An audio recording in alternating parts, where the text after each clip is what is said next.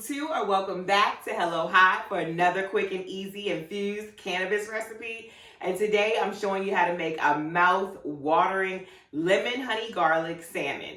And it is delicious and you are going to want to share it with everyone, but please do not eat too much because this recipe is very strong. So let's get started.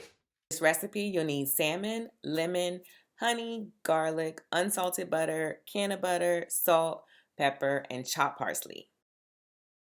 So before you start, preheat your oven to 375 degrees and wash your salmon under cold water, and make sure you leave the skin on and use a paper towel to pat it dry. Make sure your salmon is completely dry because you want all the juices from the marinade to soak in so to be nice and juicy when it's done. Next, line a sheet pan with foil, then use 2 sheets of foil to create a baking packet around the salmon so the butter doesn't spill out of the foil.